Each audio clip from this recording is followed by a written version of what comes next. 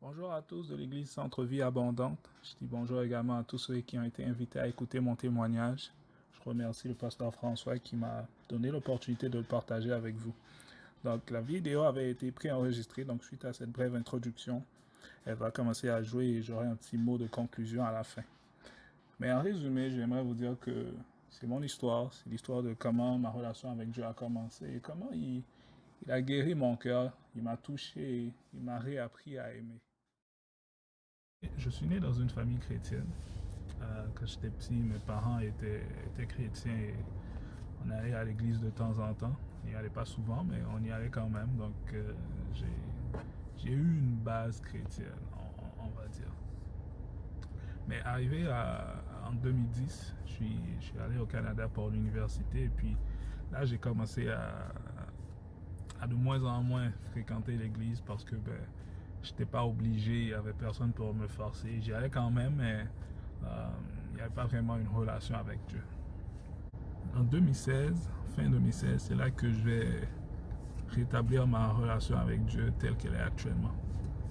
Comment ça a commencé? C'est que en juin 2016, c'est là que j'ai commencé ma relation avec ma copine, qui est ma fiancée actuellement.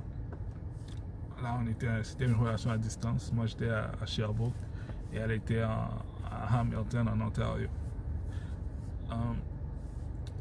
En novembre 2016, vu qu'on était en relation à distance, et puis elle a eu l'idée, elle s'est dit, oh, pourquoi on ne lit pas la Bible ensemble? Parce que elle n'avait pas l'habitude de lire beaucoup la Bible, et puis là où elle habitait, elle louait une chambre chez quelqu'un, et puis la personne était chrétienne, la propriétaire était chrétienne, et souvent elle lui parlait de Dieu.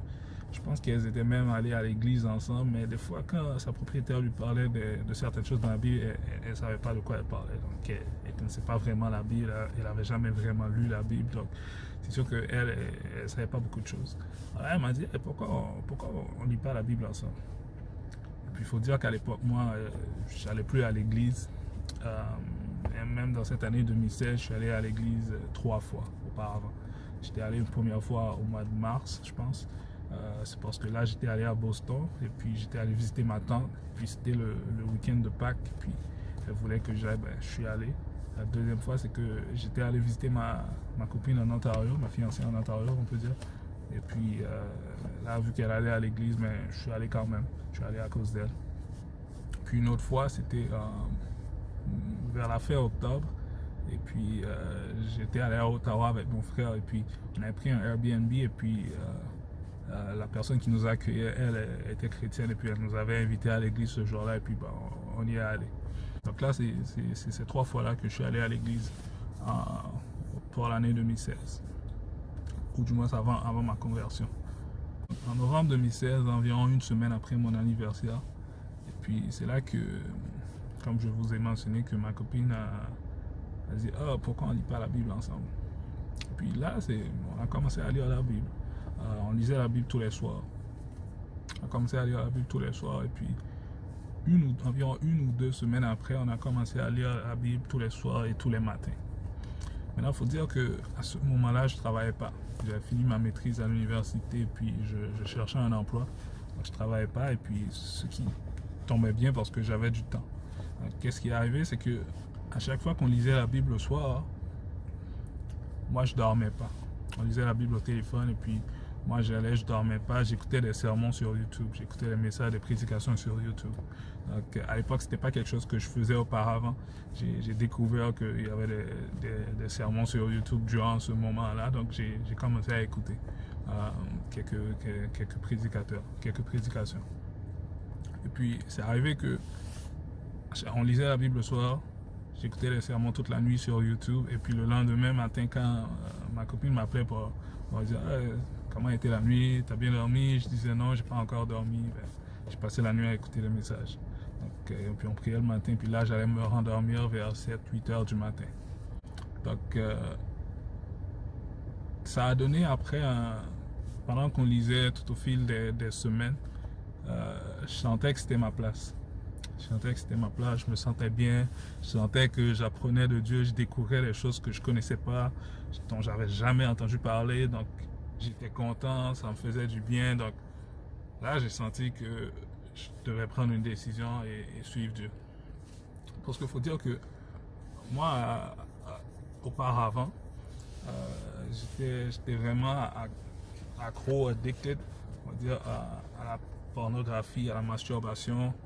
Et puis, il faut dire qu'à l'époque aussi, ma fiancée et moi, mais on était aussi dans la fornication. Donc, mais au moins, moi, je savais que c'était pas bien. Vu mon petit background chrétien, ben, au moins, je savais que c'était pas bien. Et puis, c'était pas la volonté de Dieu, on va dire. Donc, il y a des personnes, je dis toujours, qui savent pas, mais moi, je savais.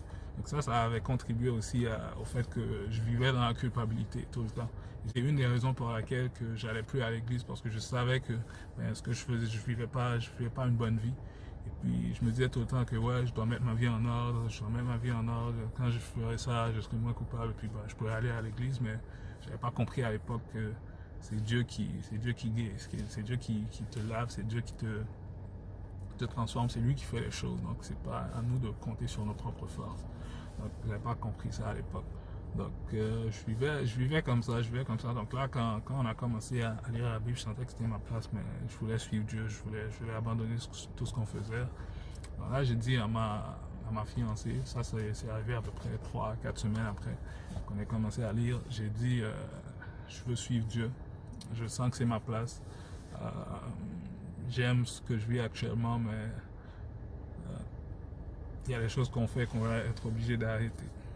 Maintenant, je vais te comprendre. Tu n'es pas obligé de rester avec moi, de suivre le chemin que je veux suivre. Donc, si tu veux plus être avec moi, je vais comprendre. Mais moi, voilà la vie que je veux mener. Puis là, elle m'a dit qu'elle va y réfléchir. Il faut lui donner 2 jours. Mais le lendemain, le jour d'après, elle m'a dit non, tu sais quoi, c'est pas ça le plus important. Le plus important, c'est qu'on reste ensemble. Et puis, si c'est ça que ça prend, elle va suivre Dieu avec moi. Là, on a continué à faire la même chose. On lisait la Bible le soir, le matin également. Et moi, j'ai continué aussi de mon côté à écouter les messages sur YouTube toute la soirée. Puis durant la journée, quand je me réveillais, ben, j'avais le temps de faire autre chose qui a rapport avec Dieu. Et là, on arrive au 17 décembre 2016. Ça faisait à peu près 1 mois et demi qu'on avait cette routine. Et ce qui est arrivé, c'est que ce soir-là, ce soir du 17 décembre 2016, comme d'habitude, on a fini de prier ensemble. Et puis elle est au téléphone, et puis elle est allée dormir. Puis moi, je suis passé la nuit à écouter les messages. Donc j'avais écouté 2 messages à ce moment durant la soirée. Et puis là, j'avais faim. Je suis allé à la cuisine pour me préparer quelque chose à manger. Et là, je m'installe. J'ai fini de préparer ce que je devais préparer. Je m'installe devant la table. Et puis, j'avais commencé à peine à écouter un 3e message. C'était à peu près 1 ou 2 minutes. J'avais écouté, donc c'était juste l'introduction. Il n'y avait rien de spécial. Et puis là, je sens que je dois aller dans ma chambre. Et puis, je vais dans ma chambre, je n'ai même pas eu le temps de manger, je vais dans ma chambre et puis là je suis assis sur mon lit et puis je commence à penser à tout ce qui est arrivé depuis le début, là, depuis qu'on a commencé à lire, et puis je commençais à réfléchir à tout ce qui s'est passé et puis c'est comme s'il y avait un sentiment qui naissait en moi et puis je réalisais que j'aimais Dieu. C'est là que je me suis mis à dire j'aime Dieu plus que tout. Je le disais en anglais, I love God more than anything, et puis je le répétais plusieurs fois. Je disais, j'aime Dieu plus que tout. J'aime Dieu plus que tout. J'aime Dieu plus que tout. Et puis, j'étais content en le disant. Et puis là, j'ai dit quelque chose à Dieu. Mais avant de le dire, je vais vous expliquer, c'est que lorsque j'étais petit, je pleurais beaucoup. Dès que quelque chose m'arrivait, je pleurais, et puis ça faisait que les gens se moquaient de moi des fois. Donc, plusieurs personnes se moquaient de moi. Puis bon, ça a fait que, en grandissant, je me suis endurci, ou ça m'a endurci, je ne sais pas lequel, et puis je suis arrivé à un moment où je ne pouvais pas pleurer. Et ce qui a fait que j'avais plus d'empathie pour les gens. Donc je pouvais être dans une situation où c'est pas quelque chose va arriver à quelqu'un, mais moi, ça me disait rien, ça me faisait rien, mais je savais que j'avais un problème. Je savais que je devais ressentir quelque chose, je devais avoir un peu de compassion, mais j'avais rien dans le cœur, tu vois. Donc j'avais rien dans le cœur. C'est sûr que si quelqu'un me faisait quelque chose, j'aurais pu être blessé, mais c'est quand il s'agit des autres, mais j'avais rien dans le cœur. Puis ça faisait longtemps que j'avais pas pleuré. Ça faisait 8-9 ans que j'avais pas pleuré. Et la dernière fois que j'avais pleuré, c'est parce que j'avais mal parlé à mon père une fois. Et puis bon, en tout cas, on vient d'Haïti là. Et puis il m'avait frappé. Et puis bon, j'avais pleuré. Mais la dernière fois que j'avais pleuré de façon juste pour quelque chose d'émotif, je me rappelle pas. Donc ça faisait que depuis des années, ben, j'avais pas pleuré. Je savais que j'avais un problème. Et puis durant cette nuit-là, pendant que je répétais à Dieu que je l'aimais plus que tout, j'aime Dieu plus que tout, j'aime Dieu plus que tout. Et puis j'ai dit à Dieu, je devrais pleurer durant ce moment-là, mais je peux pas. Aide-moi à pleurer.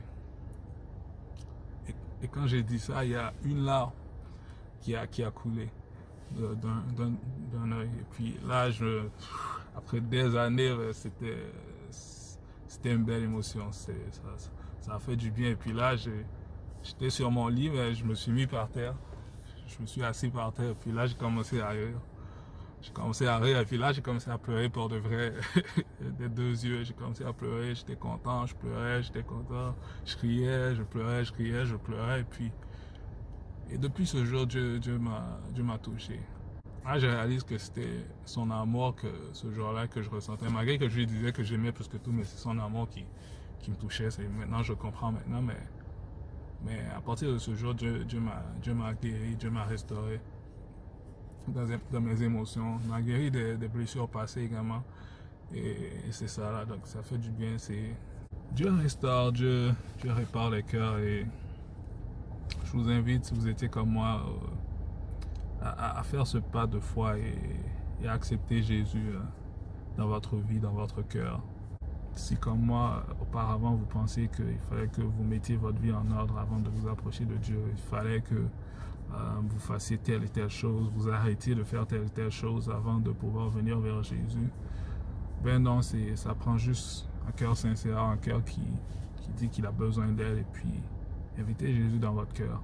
C'est qu'il y en a d'autres qui disent des fois, je ne veux pas encore me faire baptiser parce que il faut que je sois clean, je sois parfait, et que je sois sûr. Mais non, ça prend pas ça, ça prend juste un pas. C'est le début, c'est juste croire en Dieu et puis accepter que vous n'êtes pas parfait, que seul Jésus peut vous aider, et puis il va le faire, il va faire plus que ce que même vous pensiez. Et ce sera merveilleux. Donc, si vous ne l'avez jamais fait, je vous invite à inviter Jésus dans votre cœur, à faire une petite prière, à dire: Jésus, merci de ce que tu veux venir dans ma vie. Merci de ce que tu es venu sur la terre. Tu es venu mourir à ma place à la croix.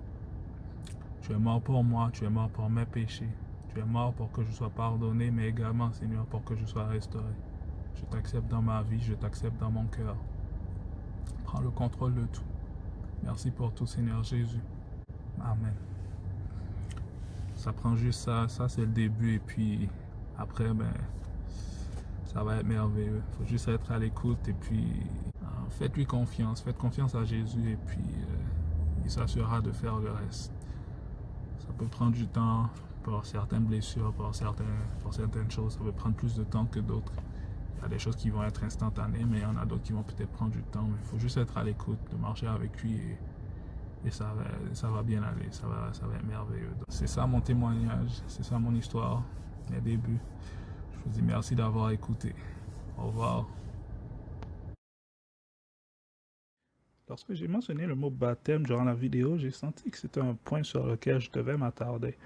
Je vais vous exhorter, si vous êtes chrétien depuis longtemps, ou si vous êtes nouvellement chrétien mais que vous n'avez jamais été baptisé, je vais vous exhorter à vous faire baptiser, parce que c'est une étape cruciale dans la vie d'un chrétien. Juste en résumé, la Bible mentionne dans Romains 6 que lorsqu'on plonge dans les eaux du baptême, on s'identifie à la mort de Jésus, et lorsqu'on remonte de l'eau, on s'identifie à sa résurrection, et de là, on arrive à marcher en nouveauté de vie.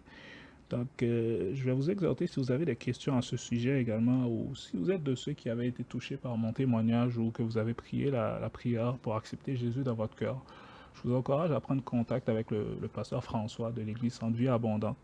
Et vous pourrez le faire en trouvant la page Facebook de l'église ou en visitant le site web qui s'affiche à l'écran. Et vous pourrez appeler également au bureau de l'église au 418-248-9292. Si vous êtes sur YouTube, toutes les informations seront dans la description de la vidéo. Donc, je vous encourage à prendre contact avec le pasteur François et à lui poser toutes les questions que vous avez concernant votre foi en Jésus ou n'importe quel autre sujet de la Bible. Donc, encore une fois, je vous dis merci d'avoir écouté le témoignage.